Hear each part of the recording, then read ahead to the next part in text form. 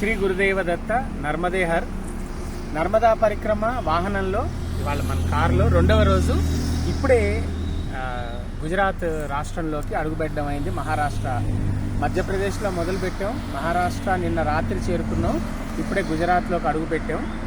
ముందుగా మన ఛానల్లో వచ్చే ప్రతి ఆధ్యాత్మిక వీడియోని చూడడమే కాకుండా చక్కటి కామెంట్ రూపంలో దత్తనామాన్ని వ్యక్తపరుస్తున్నటువంటి, ప్రతి వీడియోని మిస్ కాకుండా అప్లోడ్ చేయగానే చూస్తున్నటువంటి శ్రీ శంకర్ నారాయణ గారికి, క్రాంతి కిరణ్ కుప్పురావూరి గారికి, రాఘవేంద్ర రామలింగ గారికి, శ్రీనివాసరావు గోపి గారికి, మిస్టర్ అన్నోన్ గేమింగ్ గారికి ధన్యవాదాలు. దత్తాత్రేయుడి యొక్క సంపూర్ణ ఆశీస్సులు.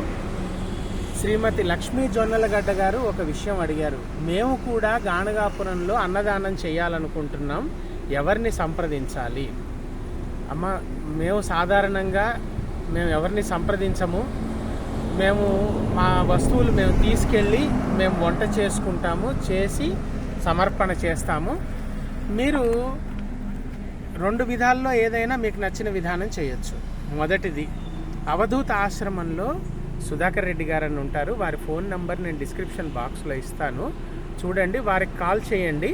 వారు మీకు ఏదైతే మీరు సమర్పించదలుచుకున్నారో అది వండి మీకు సంగమం దగ్గర అంటే సంగమం దగ్గర, లేకపోతే మటన్ దగ్గర అంటే మటన్ దగ్గర గాణగాపురంలో వారే చేరుస్తారు. మీరు అన్న ప్రసాద సంతర్పణ చేయడానికి కావాల్సిన విస్తరాకులు కూడా వారే సమర్పిస్తారు. మీరేమీ చేయక్కర్లేదు, కేవలం డబ్బు జమ చేస్తే చాలు, ఒకరోజు ముందు వెళ్ళి. లేదు, రెండవ విధానం ఏంటంటే, మనకి పాపనాశ క్షేత్రం ఎదురుకుండా, పాపనాశ తీర్థం ఎదురుకుండా హరిఓం గారని ఉంటారు, మీరు వారిని సంప్రదించినా వారు కూడా అలాగే మీకు అన్ని ఏర్పాట్లు చేస్తారు. మీకు ఏది నచ్చితే అవి రెండిట్లో అది మీరు చేయవచ్చు. మీరు అడిగిన ప్రశ్నకి సమాధానం ఇచ్చాననుకుంటాను.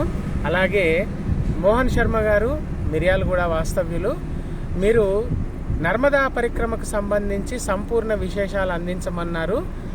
ఇక్కడి నుంచి వరుసగా వీడియోలు వస్తాయి, దయచేసి ఆ వీడియోలన్నీ చూడండి. ఇంకా ఏమైనా మీకు అనుమానాలు ఉంటే పరిక్రమ పూర్తి అయిపోయిన తర్వాత తప్పకుండా మీ అందరి ప్రశ్నలకి జవాబులు అందించడం జరుగుతుంది. నర్మదేహర్ శ్రీ గురుదేవ దత్త.